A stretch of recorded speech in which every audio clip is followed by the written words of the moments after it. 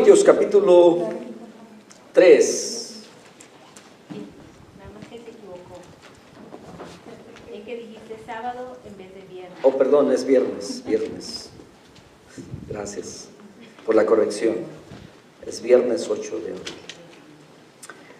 Primera de Corintios capítulo 3.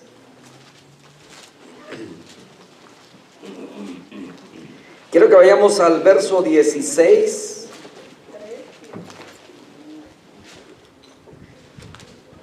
En esta mañana vamos a hablar acerca de consagrados con un propósito. Amén. Consagrados con un propósito. El verso 16 dice: ¿no sabéis que sois templo de Dios y que el Espíritu de Dios mora en vosotros? Si alguno destruyera el templo de Dios, Dios le destruirá a él, porque el templo de Dios, el cual sois vosotros, santo es.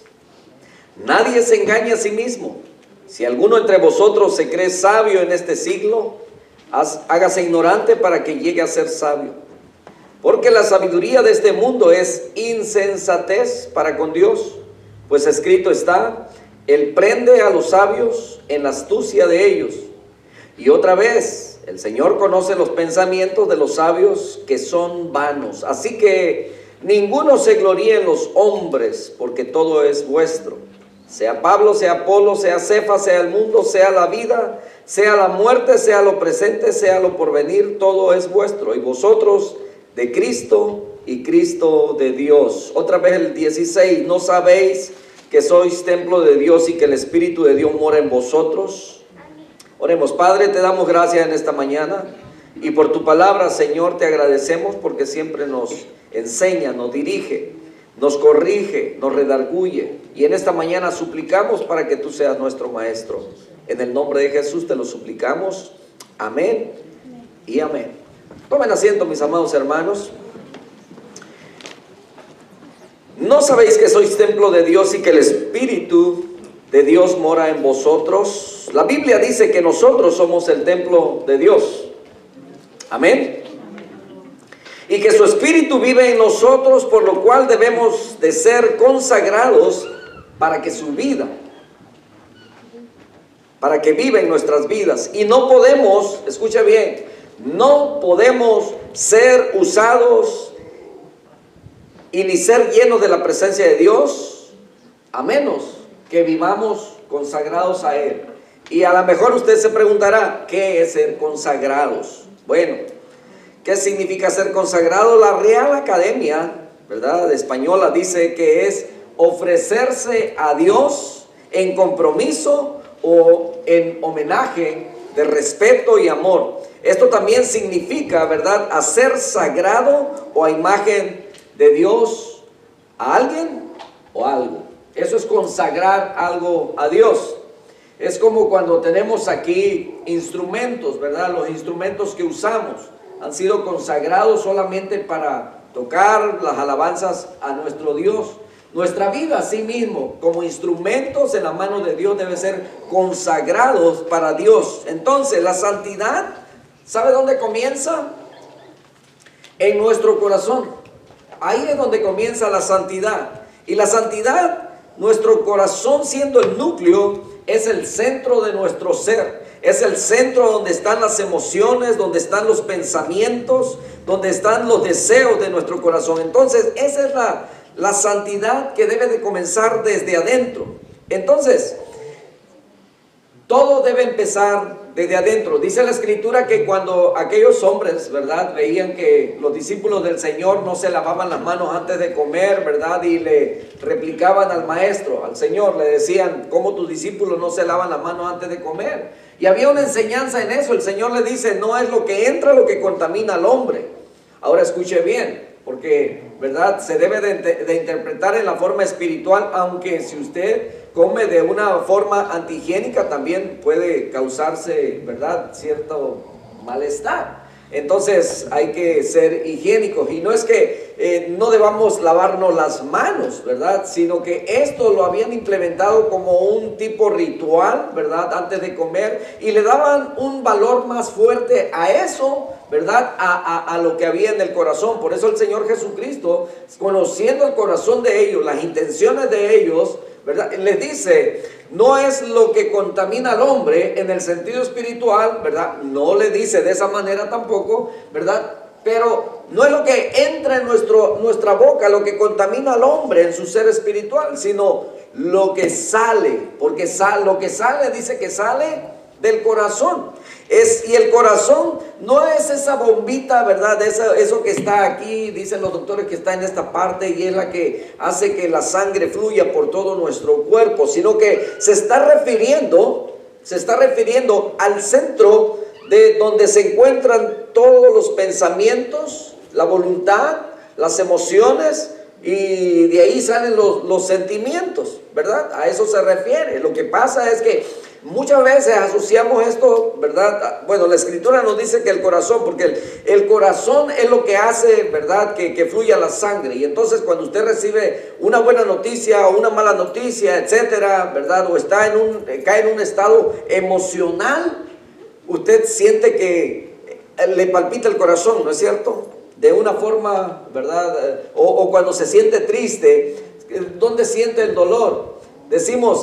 Dicen algunos que hay culturas que dicen que es en la panza, es en el vientre, es en el estómago donde ellos sienten eso. Nosotros referimos esto al corazón porque es lo que acelera, ¿verdad?, el bombeo de la sangre por todo nuestro cuerpo. Y pensamos que ese es el centro de las emociones, y no. Hay un lugar especial, yo creo que eso está dentro de nuestro cerebro. La Biblia no especifica exactamente dónde está, pero se hace referencia al corazón, ¿verdad? Porque es ahí donde sentimos, ¿verdad?, que hay un cambio. Pero bueno, sobre todas las cosas nosotros debemos guardar nuestro corazón, dice el libro de Proverbios, dice, sobre toda cosa guardada, guarda tu corazón. ¿Por qué? Porque de él mana la vida. Y entonces, sobre todas las cosas, la santidad significa que muchas veces, hermanos, nosotros tendremos que limitar nuestras emociones, nuestros sentimientos, nuestros pensamientos, los deseos de nuestro corazón, pues en ciertos momentos suele irse tras las cosas incorrectas. Así es que no tenemos que seguir lo que la gente dice. Usted ha escuchado esa frase, ¿verdad? Quizás en el mundo o en la sociedad, cuando dicen, tú solamente sigue lo que dicte tu corazón.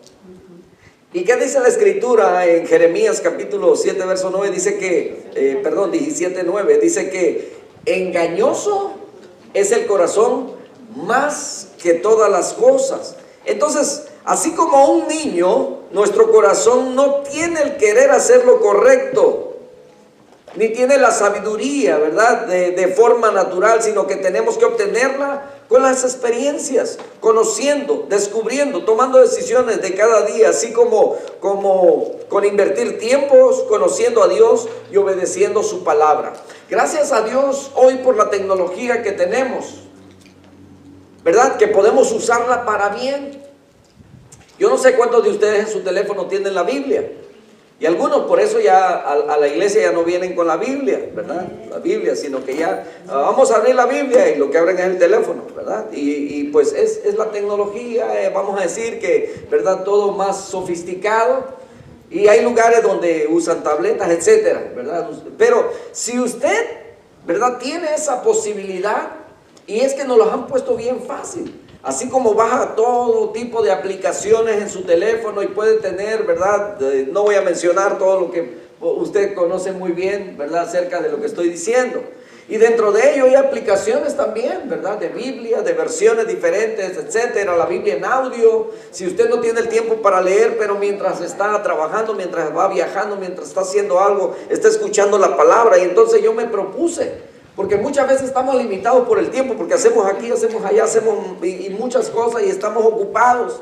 Pero debemos de guardar un tiempo para leer la Escritura, pero muchas veces usamos ese tiempo en, no sé, en entretenimiento, en otras cosas. Entonces no estamos consagrando nuestra vida al Señor porque no estamos conociéndole más a Él.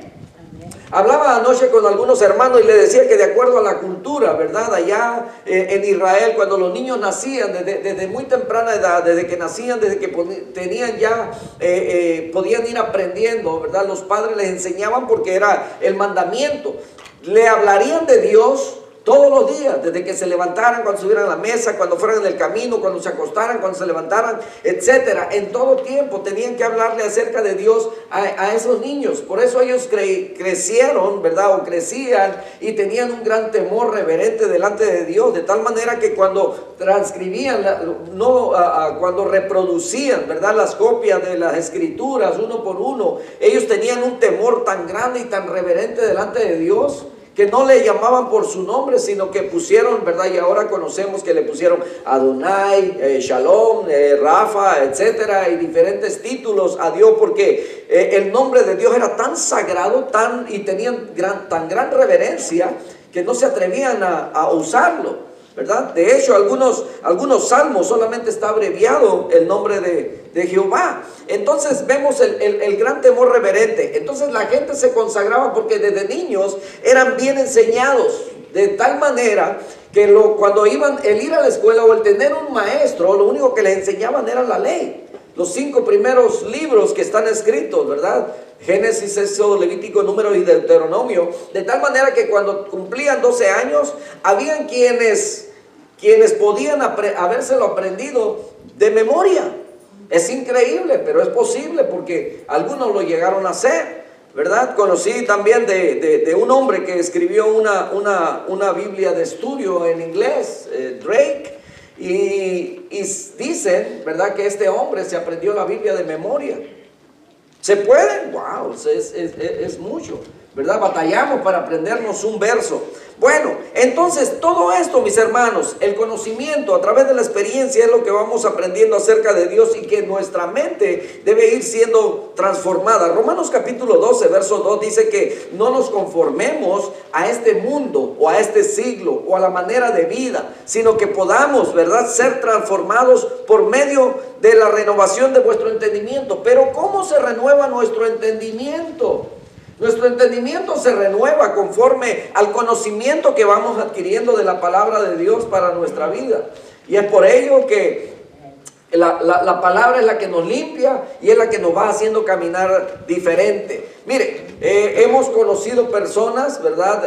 Algunos de la misma congregación, que anteriormente vivían de una manera diferente, actuaban de una manera diferente, practicaban cosas, ¿verdad?, que practica como vive el mundo, pero cuando conocieron al Señor, cuando empezaron a conocer la palabra y cada vez van adentrando más y más en la palabra, su vida va tomando un giro, va transformándose de tal manera que ahora viven de una manera muy diferente, piensan de una manera diferente, tienen una perspectiva diferente. Ahora ya no quieren agradar al mundo, no se quieren agradar a sí mismos, sino hacer la voluntad de Dios, agradar a Dios, y de eso se trata mientras estamos en este mundo. Para eso, con ese propósito quiere Dios que nos consagremos. Entonces, somos nosotros los guardianes de nuestro corazón. Necesitamos renovar nuestra mente en la palabra de Dios para adquirir sabiduría y aprender a hacer lo correcto. Por eso la Escritura dice que busquemos el reino de Dios y su justicia. Justicia es hacer lo que es correcto, aunque no nos guste, porque eso es lo más difícil de hacer en este mundo, ¿no es cierto? Hacer las cosas y vivir como el mundo vive y hacerlas así, ¿verdad? Y entonces todo eso es fácil, pero hacer lo que es correcto, eso lleva sacrificio, nos cuesta trabajo. Entonces, nosotros, siendo los guardianes de nuestro corazón, es nuestro deber asegurarnos que nuestro corazón está completamente dirigido hacia Dios y que no esté comprometido con otras cosas, sino solamente con Él. Y el Señor dijo: buscad primeramente el reino de Dios y su justicia, y todas las demás cosas os serán añadidas. Cuando usted pone eso en práctica, puede ver la gran bendición que hay en esa palabra. Se convierte en una promesa para su vida. Estoy en Mateo 6:33. Pero ¿cómo le hacemos para guardar nuestro corazón? No confiar en Él, no confiar en la corazonada, no confiar en lo que nuestro corazón nos diga, porque nuestro corazón no está para guiarnos, sino que nosotros debemos guiar a nuestro corazón. Amén. Nuestro corazón puede hacernos caer cuando se deja llevar por lo que sucede a nuestro alrededor, por lo que vemos o escuchamos de otros o hasta de nosotros mismos. Nuestras emociones, nuestros sentimientos pueden engañarnos. Por eso mucha gente, ¿verdad?, cuando a veces tienen ciertas dificultades dentro del matrimonio, dicen, bueno, yo ya no siento nada por ti, ¿verdad? Y qué fácil es decir eso, cuando la Biblia nos dice que eso es, el casamiento es para siempre, etcétera, ¿verdad? Cuando alguien te hizo algo y dices, yo no siento perdonarlo, pero tampoco es cuestión de sentimientos, es un mandamiento. El Señor dijo, un mandamiento nuevo os doy, que os améis los unos a los otros, ¿verdad? Y también dice que si no perdonamos, tampoco nosotros, dice, tampoco nuestro Padre nos perdonará. Dice la oración modelo, termina diciendo y haciendo énfasis en eso. Entonces, no es cuestión de emociones, y aunque no nos guste, tenemos que hacer lo correcto. ¿Sabe que hay ocasiones en las que tenemos una necesidad y parece que la prueba está ahí? Y muchos han caído en la tentación. Hay ocasiones en las que a lo mejor queremos alcanzar algo, dicen en México, el que no tranza no avanza, ¿verdad? Y hay quienes aplican eso, pero los tranzas no entrarán al reino de los cielos, ¿verdad? Ni los ladrones, o sea, la Biblia lo dice, ¿verdad? La gente en el mundo que no conoce a Dios dice, sigue tu corazón, pero Dios dice, sígueme y guarda tu corazón.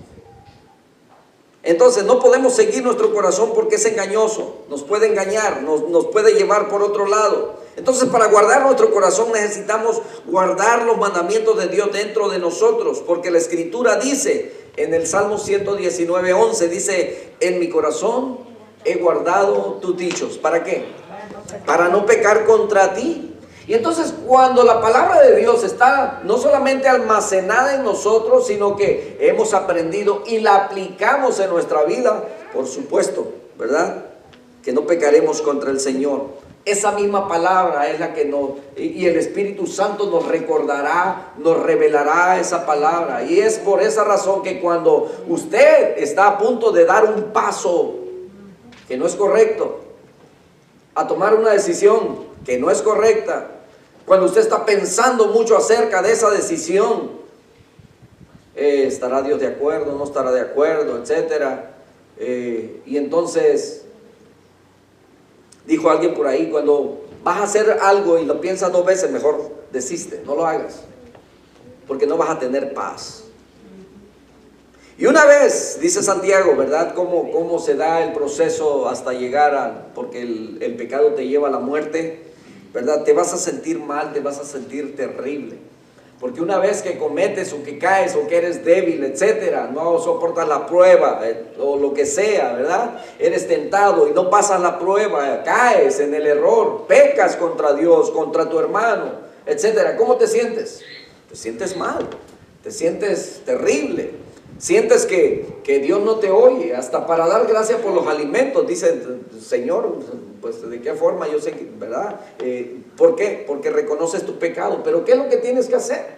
La Escritura nos dice que cuando hay arrepentimiento genuino, y el arrepentimiento genuino es no hacer otra vez en lo que ya hicimos. Pero dice Primera de Juan 1:9, dice que si confesamos nuestros pecados, Él es fiel y justo para perdonar nuestros pecados y limpiarnos de toda maldad. Pero eso debe ir acompañado de un genuino arrepentimiento, ¿verdad? Porque si no, entonces caeríamos solamente en un estado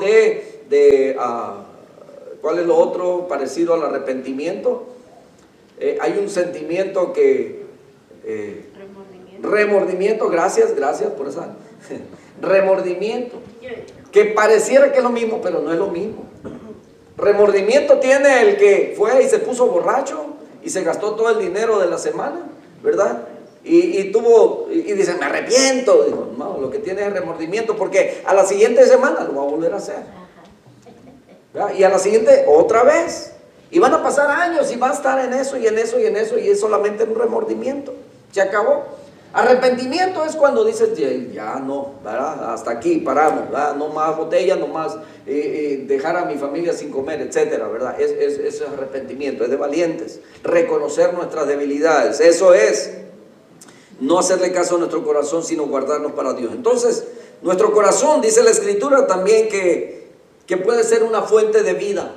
Bueno, sabemos que la fuente de vida eterna es Jesucristo. El diccionario define fuente como un manantial de agua que brota de la tierra, una corriente de abundancia y continuo flujo de agua, un manantial. Yo no sé cuántos de ustedes están familiarizados con un manantial. Los que han ido a Zion, a la montaña Sion o al parque Sion allá en Utah o allá en su tierra. Yo no sé si usted logró llegar hasta aquel lugar donde comenzaba un arroyuelo, un río, ¿verdad? Porque los arroyos solamente cuando llueve, pero el río que está fluyendo siempre tiene que tener un manantial allá en la montaña o en alguna parte, de tal manera que viene descendiendo, ¿verdad? Y pasa a través de los pueblos, etcétera. Entonces, yo no sé cuántos de ustedes han conocido ello, donde brota el agua, es un manantial, y a veces el agua es tan fresca, tan pura, tan llena de minerales, ¿verdad? Que algunos han encontrado aún hasta una curación física, ¿verdad? Por causa de esa agua tan buena, porque contiene todos los minerales que a veces nuestro cuerpo está necesitando. Entonces, en eso se convierte la palabra de Dios en nuestra vida y que nuestro corazón puede fluir también todo ello. Entonces, este libro de Proverbios nos dice que de nuestro corazón fluye también la vida, por lo que nuestro corazón es la fuente continua de vida. Cuando la gente vive en el pecado, es porque no ha guardado su corazón, no la ha llenado con Dios ni con santidad, por lo que su fuente está llena del mal, está llena del pecado. Y de acuerdo a Romanos 6:23 dice que la consecuencia, ¿verdad?, del pecado es la muerte. Amén. Entonces, tarde o temprano, la fuente será tapada con la basura que no hemos limpiado. La vida dejará de fluir. No puedes pensar que puedes pecar y salirte con la tuya y que no va a pasar nada. Adán y Eva, ¿verdad? Ellos cometieron una decisión o hicieron una decisión. Y toda decisión, buena o mala, tiene consecuencias. Y cuando ellos hicieron lo malo delante de Dios, ¿verdad?, se les hizo fácil culparse uno al otro. Le dije, ¿verdad? No, etcétera. Y trataron de cubrir su pecado. Dice que cosieron hojas de higuera para cubrir su pecado. Y sabe, si usted ha leído cuidadosamente ahí en esa historia de Adán y Eva, y cuando ellos cometen el pecado y todo el proceso que lleva en ese enfrentamiento, cuando Dios los confronta, ellos nunca dicen: Señor, lo sentimos mucho, perdónanos. ¿Verdad que no? Yo nunca he leído, nunca he encontrado que ellos se hayan arrepentido, sino que se les hizo más fácil, ¿verdad?, al hombre decir, la mujer. Y ni siquiera le estaba echando la culpa a la mujer, ¿verdad? Lo hemos visto en otras ocasiones. Él estaba diciendo: la mujer que me diste. O sea, echándole la culpa a Dios. Tú me la diste. No me lo hubieras dado, ¿verdad? Entonces vemos ahí que una y otra vez, ¿verdad? Y la mujer, cuando Dios viene con la mujer, ¿a quién le echa la culpa? La serpiente. Me dijo que iba a estar bien. Y luego Dios viene con la serpiente, que ya, hablando con Satanás, tenía la sentencia. Entonces vemos ahí, ese día Dios les había dicho que cuando cometieran pecado ellos iban a morir. Hermanos, físicamente ellos no murieron, pero murió la relación que tenían con Dios. Porque desde ese día ya no pudieron estar en la presencia de Dios. Quedaron separados. El pecado es lo que nos separa de Dios. Desde el momento en el que tú cometes la ofensa a Dios o con tu hermano, la relación con Dios queda obstruida por causa del pecado. Entonces de tu corazón ya no está fluyendo, ya no estás sintiendo que fluye esa vida. sino más bien el pecado que está en tu corazón. Entonces, ellos no sintieron vergüenza, culpa y quedaron separados de Dios. Esta es la muerte a la que refiere la Biblia. No a morir físicamente o de una enfermedad o un accidente como castigo de Dios, sino a que al estar lejos de Él dejamos de tener su vida dentro de nosotros. Y si no nos reconciliamos con Él, podremos pasar una eternidad sin Él. O sea, recibir la muerte eterna. El pecado conduce a la muerte, a una eternidad sin Dios. Eso es el pecado. Nuestra boca revela qué hay en nuestro corazón. En Mateo capítulo 12, verso 34, el Señor le decía a los fariseos de aquel entonces, Él le mostraba aún lo que había en sus corazones, les decía, ellos decían creer en Dios, pero con su vida demostraban lo contrario. Al enfrentarlos, les habló fuerte y les declaró diciéndoles, generación de víboras, ¿cómo podéis hablar lo bueno siendo malos? Porque de la abundancia del corazón habla la boca. Y la boca, mis hermanos, siempre revelará lo que hay en nuestro corazón. Escuche bien, porque muchas veces, a lo mejor nosotros mismos hemos caído en algo de eso. ¿Qué es lo que sale de nuestra boca? ¿Qué es lo que sale? ¿Quejas? ¿Amargura? ¿Palabras de doble sentido? Aún por la forma de hablar muchas veces se puede ver el resentimiento que puede haber en nuestro corazón. La mentira sale por nuestros labios, las críticas y hasta la inmoralidad puede salir de nuestros labios. Esto es algo que se ve en la sociedad diariamente. Pero dentro de nosotros ya no debiera haber esto. Debiera salir de nosotros verdad, amor, perdón, salvación. De acuerdo a lo que tengamos en nuestro corazón, de eso es lo que nuestra boca va a hablar. Y esta es la mejor manera de saber si hemos o no guardado nuestro corazón, poniendo atención a lo que decimos y a lo que hacemos. ¿Qué hay en nuestro corazón? ¿Cómo hablamos? ¿De qué hablamos? Ahora, ¿por qué Dios quiere que seamos consagrados? La gente del mundo ve a las personas que llevan una vida consagrada porque su estilo de vida es como una luz brillante que marca diferencia. Por eso Dios quiere que seamos consagrados para dar luz en la oscuridad y para que los demás lo vean, para que los que vean en nosotros eso puedan acercarse a Él a través del mensaje que nosotros damos, que proyectamos con nuestra vida, con nuestra forma de hablar.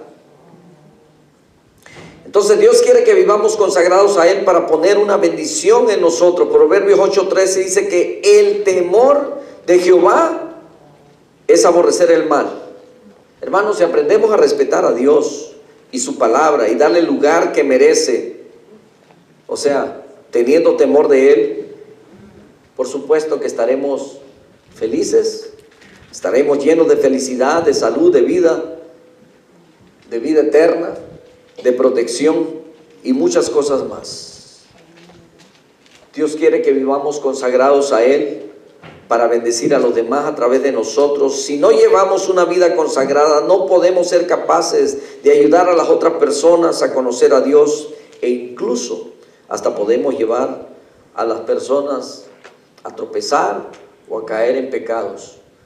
Cuando nuestra vida, mis hermanos, no está consagrada al Señor y damos un mal testimonio allá afuera, la gente no quiere acercarse a la iglesia. no quieren tener ningún compromiso con Dios, porque dicen, para hacer, no, eso es hipocresía. Y estamos cansados de escuchar todo ello. Y he puesto como, ¿verdad?, como un ejemplo. Hace años una prima preguntaba por alguien que le ayudara a arreglar su jardín. Y le dije, en la iglesia hay una hermana. Y me dijo, no.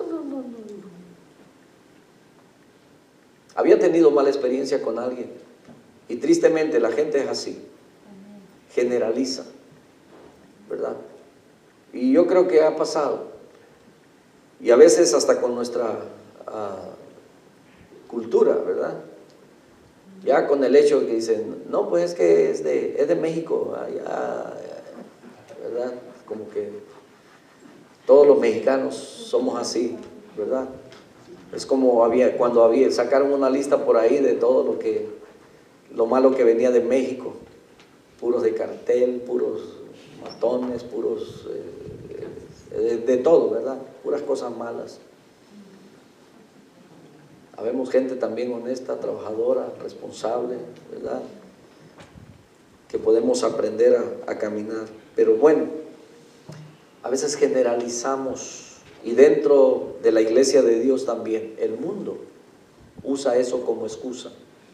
Oh, no, yo no voy a la iglesia porque tengo parientes, tengo familias que dicen que son, pero, ¿verdad? Y es ese testimonio lo que hace que las personas, por eso debemos tener una vida consagrada a Dios, para que el mundo no tenga ningún reproche, nada que decir en contra nuestra. Las personas que viven consagradas viven en la luz, no esconden áreas de su vida y tienen una comunión con creyentes que conocen su vida.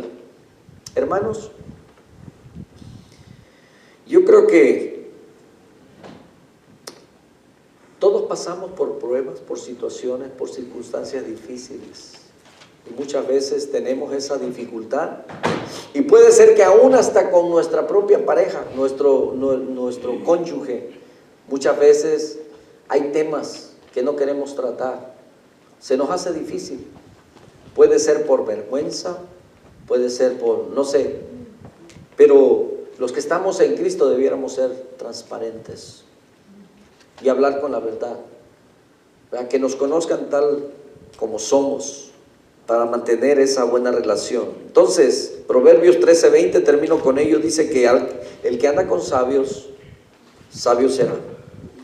Alguien que ha decidido consagrar su vida es alguien que se deja enseñar, alguien que respeta sus autoridades y escucha la sabiduría y la corrección. La diferencia en los corazones es que hay un corazón que está dispuesto, que no tiene orgullo, que no tiene egoísmo, que no tiene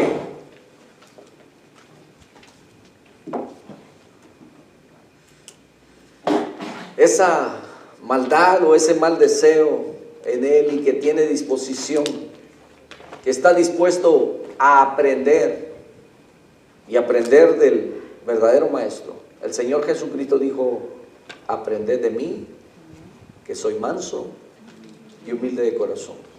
Entonces quiere decir que la humildad se puede aprender, la mansedumbre se puede aprender.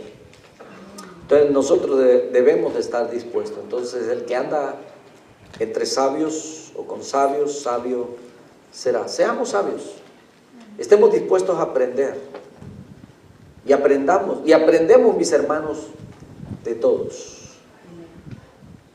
Yo he estado experimentando esto, ¿verdad?, especialmente en los miércoles. Gracias a Dios por nuestros hermanos que han decidido y están atendiendo el seminario. Pero hay cosas que yo aprendo de cada uno de ustedes, y eso nos ayuda a ver también, ¿verdad?, que ustedes están consagrando sus vidas al Señor. Oremos un momento. Padre, te damos gracias por tu palabra. Sabemos que tú, Señor, nos quieres ver consagrados, dedicados a ti, y con el propósito, mi Dios amado. El propósito de poner tu nombre en alto, de que tu nombre brille, Señor, allá afuera para que la gente venga a ti, para que no seamos, Señor, obstáculos para aquellos que están buscando, Señor, buscando encontrarte a ti. Que a través de nuestra vida consagrada, Señor, ellos puedan acercarse a ti. Aquellos que a lo mejor luchando por tener una vida consagrada y hasta ahora quizás no lo han conseguido, permite, Señor, que en su gran esfuerzo ellos puedan, mi Dios amado, encontrar la forma con tu palabra. Ayúdanos, Señor, a llenarnos más y más de tu palabra, y que cada día podamos encontrar ese momento, ese tiempo, Señor, contigo. Muchas gracias te damos.